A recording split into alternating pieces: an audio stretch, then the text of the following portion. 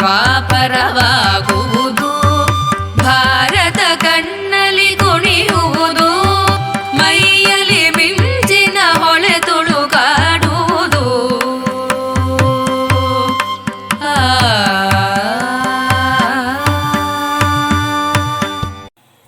ನಮಸ್ಕಾರ ಸ್ನೇಹಿತರೆ, ಇದು ದ್ರೋಣ ಪರ್ವದ ಆರಂಭ.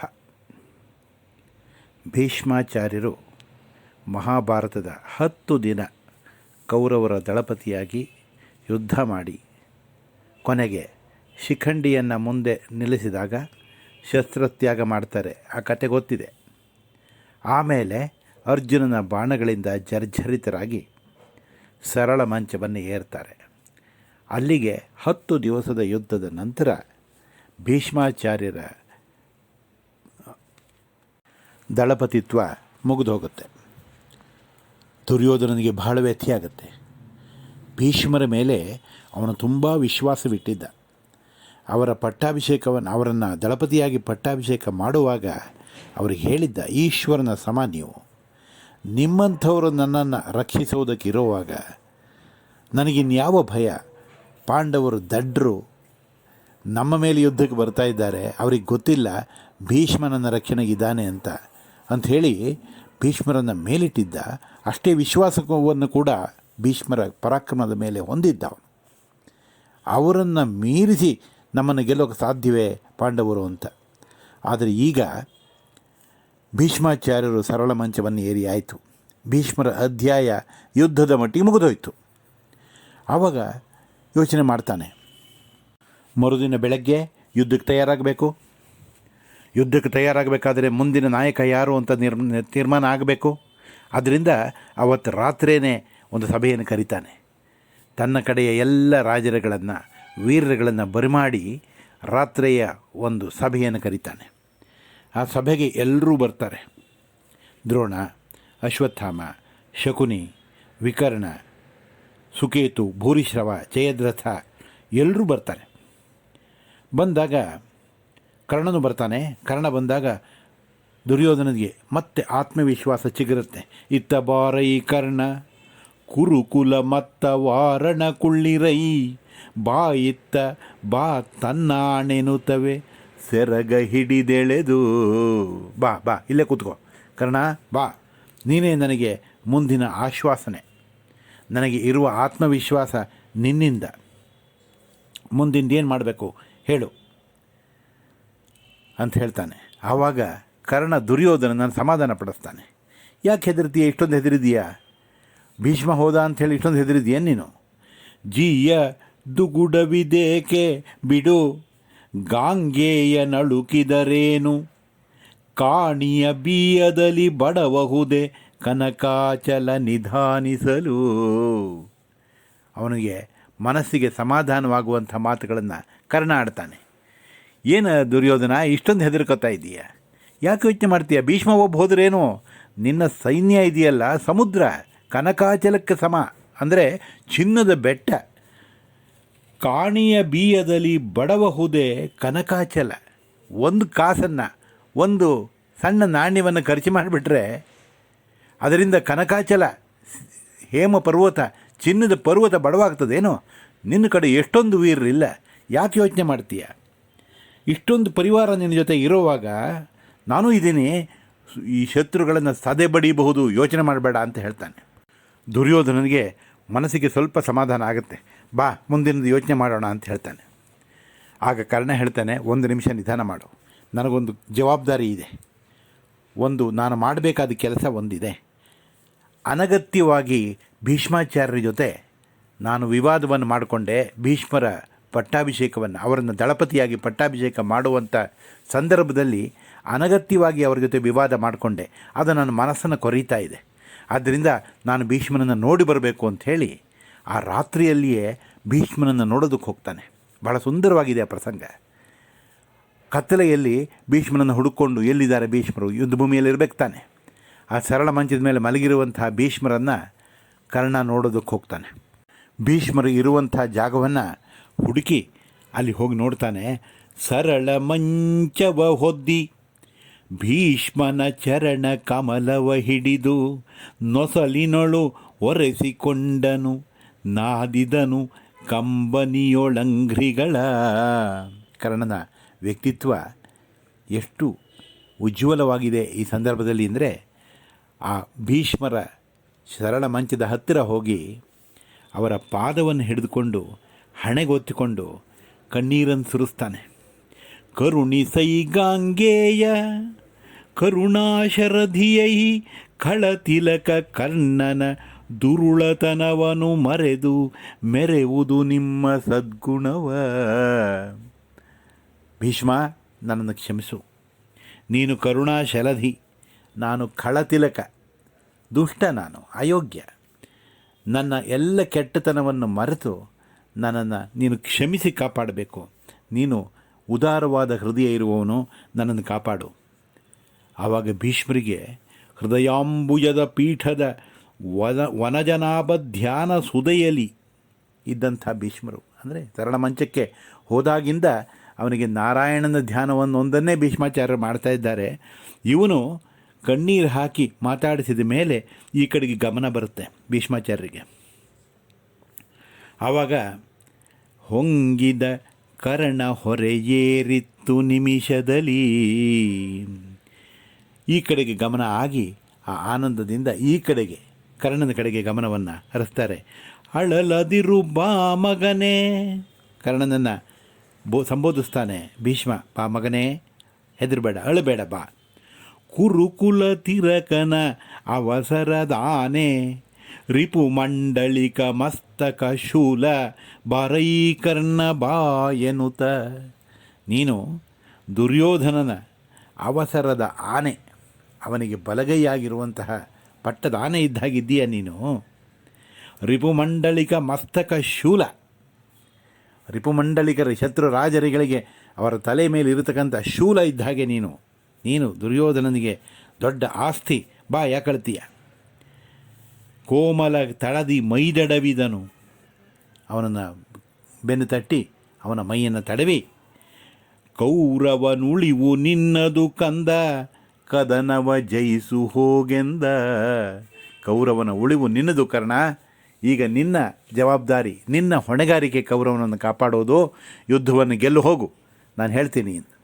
ಕರ್ಣ ಭೀಷ್ಮಾಚಾರ್ಯರ ಮುಂದೆ ಹೇಳ್ಕೊಳ್ತಾನೆ, ನಾನು ತಪ್ಪು ಮಾಡಿದೆ ಭೀಷ್ಮಾಚಾರ್ಯರೇ, ಪಿತಾಮಹ, ನಾನು ತಪ್ಪು ಮಾಡಿದೆ. ನಿಮ್ಮ ಸೈನಾಧಿಪತ್ಯ ಮಾಡುವಂಥ ಸಂದರ್ಭದಲ್ಲಿ ಅನಗತ್ಯವಾಗಿ ನಿಮ್ಮ ಜೊತೆಗೆ ನಾನು ಸೆಣಸಿದೆ, ದೂರನ್ನು ಕೂಡ ಹೊತ್ತುಕೊಂಡೆ. ಆದರೆ ನಿಜವಾದ ವಸ್ತುಸ್ಥಿತಿ ನನಗೆ ಅರಿವಾಯಿತು, ಆದ್ದರಿಂದ ನನ್ನನ್ನು ಕ್ಷಮಿಸಬೇಕು. ಆಗ ಭೀಷ್ಮಾಚಾರ್ಯರು ವಯಸ್ಸಿಗೆ ತಕ್ಕ ಹಾಗೆ, ಅವರ ಅನುಭವಕ್ಕೆ ತಕ್ಕ ಹಾಗೆ ಅವನನ್ನು ಸಮಾಧಾನ ಪಡಿಸ್ತಾರೆ. ತನುಜ ತಪ್ಪೇನು ಅದಕ್ಕೆ, ನೀನು ಮಾಡಿದ ತಪ್ಪೇನಿಲ್ಲಪ್ಪ, ನನಗೆ ಯುದ್ಧ ಬೇಕು, ನನ್ನನ್ನು ಸೇನಾಧಿಪತಿ ಮಾಡು ಅಂತ ಹೇಳಿದೆಯಲ್ಲ, ಅದು ತಪ್ಪಲ್ಲ. ಯಾಕೆ ಅಂದರೆ ಕಾಳಗ ಎನಗೆ ತನಗೆನಬೇಕು ವೀರರು ಪರಾಕ್ರಮಿಗಳಾದವರು ಯುದ್ಧ ನನಗೆ ಕೊಡು, ನಾನು ಮುಂದೆ ಹೋಗ್ತೀನಿ, ನಾನು ದಳಪತಿ ಆಗ್ತೀನಿ ಅಂತೇಳಿ ಹೇಳಬೇಕು. ಅದು ವೀರರ ಧರ್ಮ. ನೀನು ಆ ಧರ್ಮಕ್ಕೆ ಅನುಸಾರವಾಗಿ ಕೇಳಿದ್ದೀಯ. ಮನದ ಕಲಿತನದುಬ್ಬು ಗೊಬ್ಬಿನಲೆಂಬರು ಇದಕ್ಕೇನು. ಅವರಿಗೆ ಶಕ್ತಿ ಇರುತ್ತೆ, ಸಾಮರ್ಥ್ಯ ಇರುತ್ತೆ, ಉತ್ಸಾಹ ಇರುತ್ತೆ. ಹಾಗಾಗಿ ನನಗೆ ಕೊಡು ಯುದ್ಧ ಅಂತ ಈ ಕಲಿಗಳಾದವರು ಕೇಳಬೇಕು. ನೀನು ಕೇಳಿದ ಅದಕ್ಕೆ ಅನುಗುಣವಾಗಿಯೇ ಇದೆ. ಮನದೊಳಗೆ ಕತಿ ಇಲ್ಲ, ನನ್ನ ಮನಸ್ಸಿನಲ್ಲಿ ಸ್ವಲ್ಪ ಬೇಸರ ಇಲ್ಲ.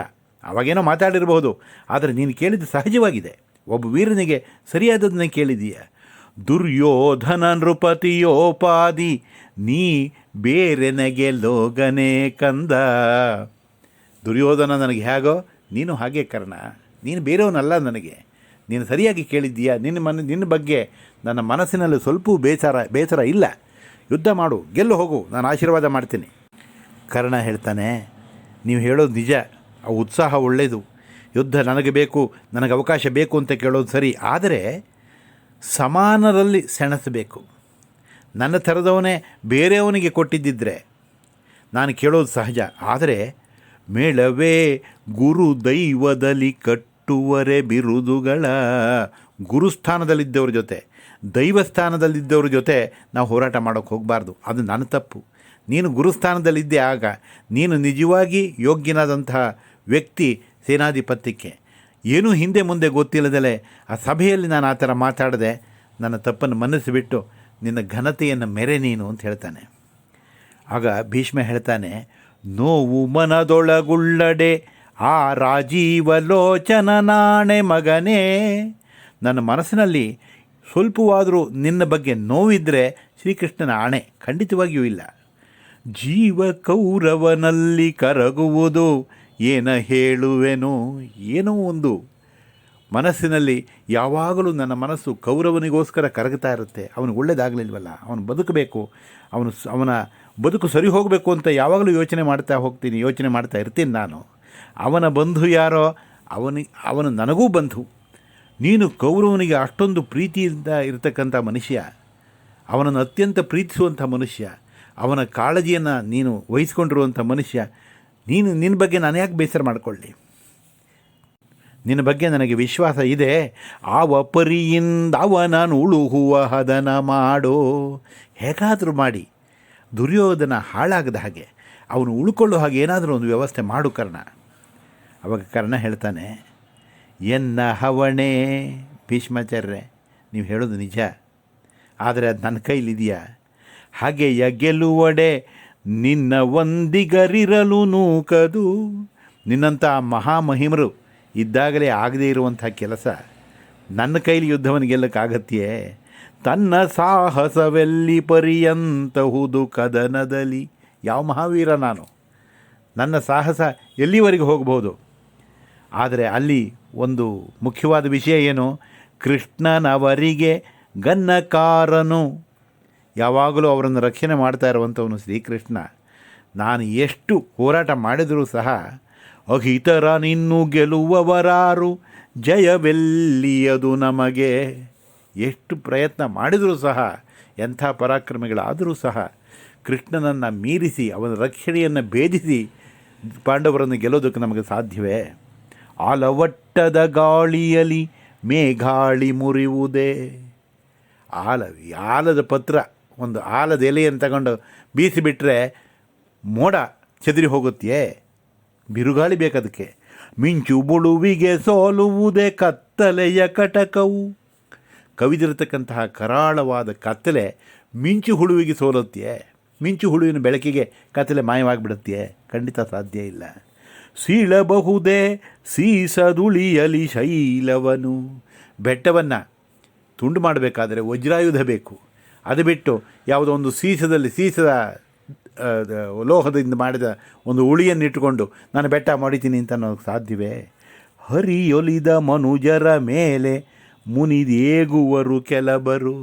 ಶ್ರೀಕೃಷ್ಣ ಯಾರನ್ನು ಪ್ರೀತಿಯಿಂದ ನೋಡ್ಕೋತಾ ಇದ್ದಾನೋ, ರಕ್ಷಣೆ ಮಾಡ್ತಾ ಇದ್ದಾನೋ, ಅವರ ಮೇಲೆ ಸಿಟ್ಟು ಮಾಡಿಕೊಂಡು ಬಾಕಿ ಮನುಷ್ಯರಿಗೆ ಏನು ಮಾಡೋಕ್ಕೆ ಸಾಧ್ಯ ಅಂತ ಹೇಳ್ತಾನೆ. ಭೀಷ್ಮನಿಗೆ ಭಾಳ ಸಂತೋಷವಾಗುತ್ತೆ. ಎಷ್ಟು ಒಳ್ಳೆ ಮಾತಾಡ್ತಾ ಇದ್ದೀಯೋ ಕರ್ಣ, ಲೇಸನಾಡಿದೆ ಕರ್ಣ, ಭಾಳ ಚೆನ್ನಾಗಿ ಮಾತಾಡ್ತಾ ಇದ್ದೀಯ, ಭಾಳ ಒಳ್ಳೆ ಮಾತನ್ನು ಹೇಳಿದೆ ನೀನು. ನೀನೀಸು ಸಮ್ಯಜ್ಞಾನಿ ಎಂಬುದ ಈ ಸುದಿನ ನಾವರಿಯೆವೈ. ಇಷ್ಟು ಸಮ್ಯಜ್ಞಾನ, ಸರಿಯಾದ ಜ್ಞಾನ ನಿನ್ನ ಮನಸ್ಸಿನಲ್ಲಿ ಇದೆ ಅನ್ನೋದು ಇಷ್ಟು ದಿವಸ ನನಗೆ ಗೊತ್ತಾಗಲೇ ಇಲ್ವಲ್ಲೋ ಕರ್ಣ.